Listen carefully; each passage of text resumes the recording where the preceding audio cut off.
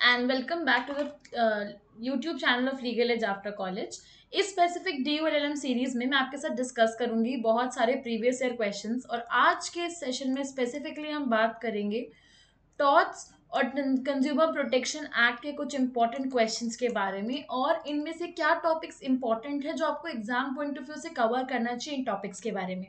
Alright, सबसे पहले बात करते हैं लॉ ऑफ टॉर्ट्स की। जनरल डिफेंसेस बहुत इंपॉर्टेंट है, इससे बार बार क्वेश्चंस पूछा ही गया है, तो मुझे ये तो याद करना ही पड़ेगा। Then important torts, now negligence, nuisance, malicious prosecution.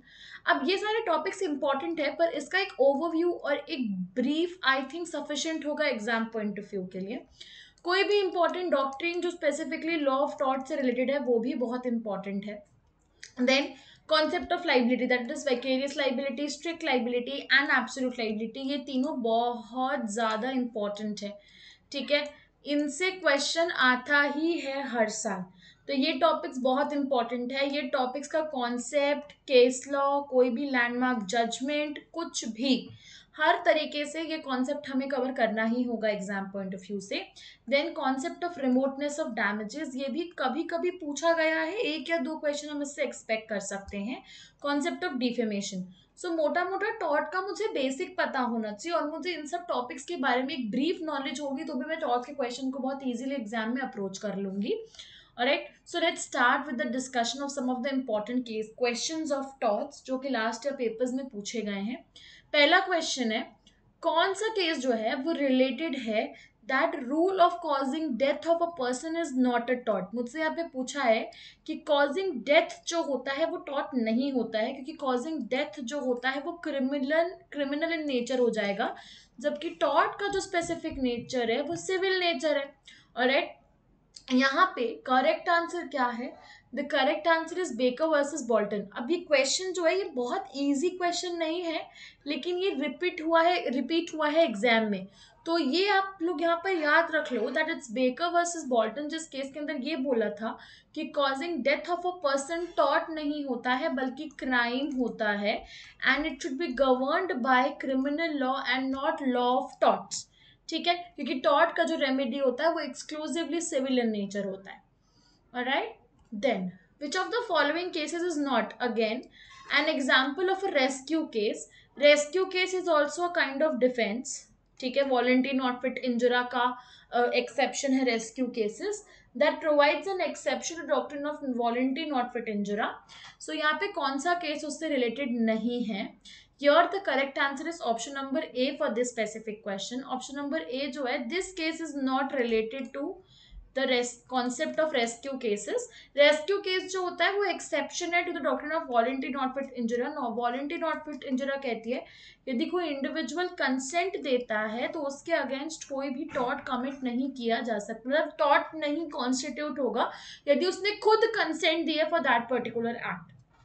So here the correct answer is option number A for this question, because all the other three options, they are directly related to the concept of rescue cases. Alright, then अब हमें बताना है match the first list with second list. Alright, तो यहाँ पे correct answer क्या होगा? List one में मुझे दे रखे हैं नेम ऑफ केसेस, और लिस्ट टू में मुझे दे रखा है कॉन्सेप्ट, एंड मुझे बताना है कि ये कौन सा केस किससे रिलेटेड है। So here, see, the correct answer is option number A. Wagon Mound case जो है वो डायरेक्टली रिलेटेड है टेस्ट ऑफ रीजनेबल फॉर्सेबिलिटी से। पोलेमिस केस जो है वो डायरेक्टनेस का केस है। Eggshell skull case, skull rule जो है वो Smith versus Leach, Brain and Co का है। देन द फोर्थ ऑप्शन है वॉलंटरी नॉट फिट इंजुरा। अब इससे मुझे ये समझ में आया कि मुझे बेसिक कॉन्सेप्ट्स के साथ उनके लैंडमार्क केसेस को टॉर्ट्स में कवर करना बहुत इंपॉर्टेंट है। आपको कॉन्सेप्ट्स के साथ उसके लैंडमार्क केसेस और उसके लैंडमार्क डॉक्ट्रिन्स, ये चीज़ें कवर करना पड़ेगा, ये बहुत इंपॉर्टेंट है। एंड यदि आप ब्रीफली भी किसी कॉन्सेप्ट को टॉर्ट में पढ़ रहे हो तो आपको इन सब चीज़ों को डिटेल में कवर कर लेना चाहिए, वो बहुत ज़्यादा इंपॉर्टेंट, क्योंकि ऐसे क्वेश्चंस बार बार एग्जाम में पूछे गए हैं और ऐसे questions exam point of view से इंपॉर्टेंट है। ठीक है, then A willful act done without just cause or excuse is called. कोई भी ऐसा willful act जो without just cause या excuse किया जा रहा है उसे हम क्या बोलेंगे? Here the correct answer is malice in law. The correct answer your will be malice in law. Alright, बिना जस्ट कॉज और जस्ट एक्सक्यूज के हम यदि किसी विलफुल एक्ट को कर रहे हैं, that means we are doing something which is wrong in law. So the correct answer here is malice in law, and that's the definition of malice in law. So इस question का correct answer will be option number B. Alright, then moving further, vis major stands as an exception to. किस rule का exception है विस majeure? मैंने बताया था आपको लाइबिलिटी बड़ा इंपॉर्टेंट है. स्ट्रिक्ट, एब्सोल्यूट, कोई भी टाइप की liability super super super super important. So here the correct answer is which majeure. जो होता है, देखो एब्सोल्यूट लाइबिलिटी में कॉन्सेप्ट होता है नो एक्सेप्शंस का. एब्सोल्यूट लाइबिलिटी में कॉन्सेप्ट है नो एक्सेप्शन का, तो ये हो नहीं सकता. रेस्ट इसका लॉकेटर जो है that's a mayor rule, not a concept of liability, तो ये भी आंसर नहीं हो सकता. The correct answer is option number A, because the concept of strict liability has 5 exceptions to it, and out of these 5 exceptions vis major is one of them. All right, so the correct answer here is option number A for this specific question. Then column A को column B से again match करना है. मैंने बताया match the column बहुत पूछे गए हैं टॉट्स में, और बेसिक चीजों के बारे में, मीनिंग्स के बारे में. Damnum sine injuria, that means damage without legal injury. Injuria sine damno होता है legal injury without damage. Punishable क्या होता है? दोनों में से पनिशेबल होता है ऑप्शन नंबर बी. ठीक है, so let's discuss the correct answer your. Injury without damage जो होगा वो बी से कनेक्ट होगा, तो हमें भी देखना है कि बी के 3 में ये तीनों ऑप्शन है, तो फर्स्ट ऑप्शन को हम एलिमिनेट कर देते हैं. डैमनम साइन इंजरा मतलब डैमेज विदाउट इंजरी, मतलब ए फोर्थ से रिलेटेड होगा. ए फोर्थ से एक ही ऑप्शन में है, बी 3 से एक ही ऑप्शन में, तो करेक्ट तो ऑप्शन नंबर डी है. तो हमें दो पता होंगे तो भी हम इसको अटेम्प्ट कर सकते हैं, राइट. देन ओबिजस इबिरेबिडियम का मीनिंग क्या होता है? ओबिजस इबिरेबिडियम का मीनिंग होता है where there is a right there is a remedy. And क्वी फेसिट पर एलियम, फेसिट पर से का मीनिंग होता है one who acts through another acts for himself. ये प्रिंसिपल ऑफ एजेंसी में आप पढ़ते हो. ठीक है, तो चारों ही बहुत ही बेसिक मैक्सिम्स हैं टॉट्स के, तो हमें डॉक्ट्रिन्स और मैक्सिम्स पता होनी चाहिए, क्योंकि ये मैच द कॉलम वाले क्वेश्चन प्रोबेबली उन्हीं से बनते हैं, या तो केस लॉ से बनते हैं या फिर डॉक्ट्रिन से बनते हैं. ठीक है, then who among the following is associated with the pigeonhole theory in the field of law of torts? Now you will tell me the answer of this specific question in the chat box below. Do tell me pigeonhole theory किसने बुलाई थी.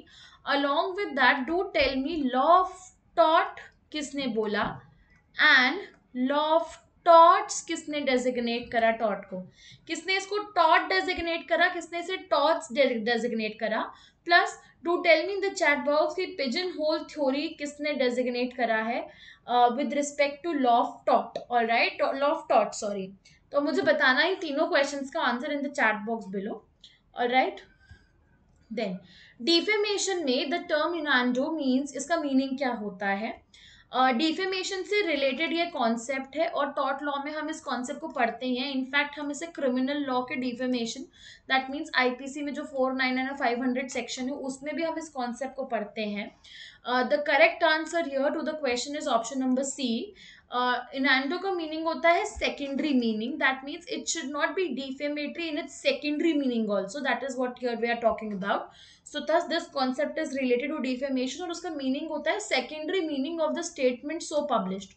जो statement visibly बोला गया या word के through बोला गया या लिखा गया, उसका सेकेंडरी मीनिंग क्या है, क्या वो इनोसेंट है कि नहीं, उस पर डिटरमाइन करते हैं कि डिफेमेटरी लाइबिलिटी होगी या फिर नहीं होगी.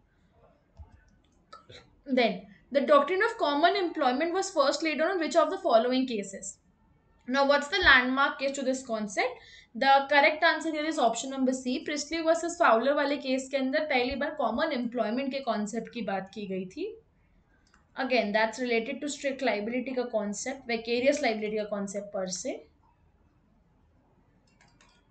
इसलिए मैंने कहा लाइबिलिटी के क्वेश्चंस हर फॉर्मेट में रिपीट हुए हैं, तो हमको लाइबिलिटी तो डिटेल में पढ़नी ही है, हम इसे स्किप ही नहीं कर सकते लॉ ऑफ टॉट में.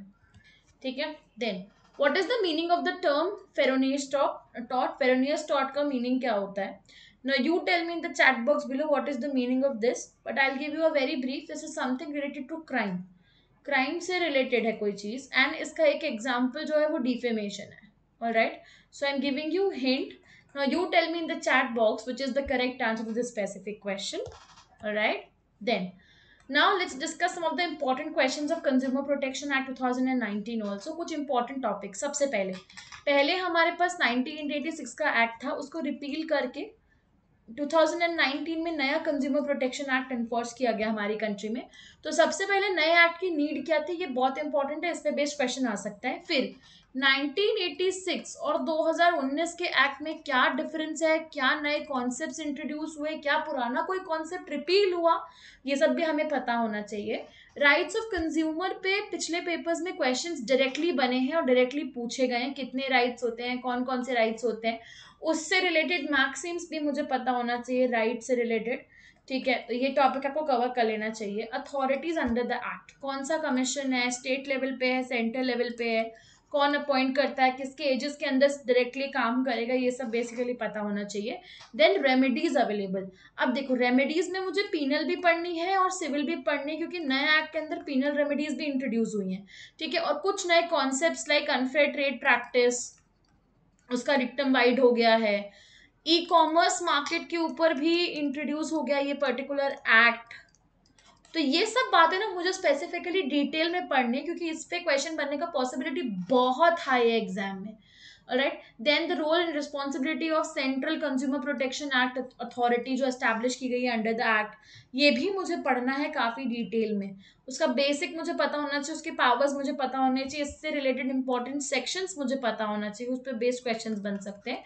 Then some of the important definitions and specifically definitions like consumer and fair trade practice, कोई नया टर्म यदि 2019 के एक्ट में आया है तो ये सब मुझे स्पेसिफिकली कंज्यूमर प्रोटेक्शन एक्ट में इन डिटेल में पढ़ना बहुत इंपॉर्टेंट है। Alright, then let's discuss some of the important previous year questions from Consumer Protection Act. The first question is, within how many days an appeal can be filed before the National Consumer Redressal Tribunal Commission against an order of the Central Consumer Protection Authority? अब देखो, मुझे ये भी पता होना चाहिए कि national consumer dispute redressal commission क्या है, और मुझे ये भी पता होना चाहिए कि सेंट्रल कंज्यूमर प्रोटेक्शन अथॉरिटी क्या है, और उन दोनों के बीच का रिलेशनशिप क्या है under the new act. So here the correct answer for this specific question is 30 days according to the new act. पुराने एक्ट में ये 45 डेज था, जो रिपील होकर अब 30 डेज हुआ है। इसलिए मैंने कहा पुराने एक्ट से नए एक्ट में जो अमेंडमेंट्स आए हैं ना, उन पे बेस्ड क्वेश्चंस आने का पॉसिबिलिटी बहुत हाई है एग्जाम में। तो जो अमेंडमेंट्स के थ्रू चेंज हुआ या नया इंट्रोड्यूस हुआ, वो तो मुझे डिटेल में पढ़ना ही पड़ेगा, ये बहुत इंपॉर्टेंट है। देन टोटल कितने राइट्स कंज्यूमर को मिले हुए हैं under the given act? In all total 6 rights consumer को दिए हुए हैं with respect to quality and standard of that particular good. ठीक है, right to receive information, right to check the standard. तो ये 6 जो इंपॉर्टेंट राइट्स है, इनका नेम, इनका डिस्क्रिप्शन और एक्ट के अंदर इनकी स्पेसिफिक सेक्शंस, ये मुझे पता होना चाहिए। कोई बड़ा केस लॉ तो अभी नहीं है, क्योंकि नया ही लेजिस्लेशन है काफी, तो इसमें प्रोविजन बेस्ड क्वेश्चंस आने की पॉसिबिलिटी बहुत आई है एग्जाम में। ठीक है, then when a seller manipulates the price, this entire concept is known as manipulation of price by the seller. इसे हम क्या बोलते हैं? इसे हम बोलते हैं restricted trade practice, और ये भी नए कंज्यूमर प्रोटेक्शन एक्ट के अंदर अमेंड हुई है डेफिनेशन, इसीलिए एग्जाम में पूछी गई है। ठीक है, तो एक्ट को बड़ी डिटेल में पढ़ो या ना पढ़ो, दैट इज योर चॉइस। लेकिन जो अमेंडमेंट्स आए हैं ना 1986 से 2019 में, उनको डिटेल में पक्का पढ़े ना, क्योंकि उससे एक या दो क्वेश्चंस फंसेंगे एग्जाम में।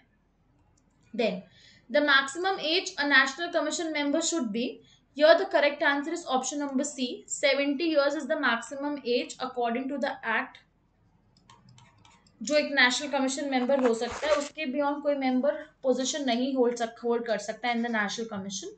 So that's the correct answer your. Alright, so that's it for this specific section. So we have launched our CLAT PG 2023 comprehensive course. If you are willing to write CLAT in the near future, and if you wish to crack it, do join us. The batch starts from 12 July.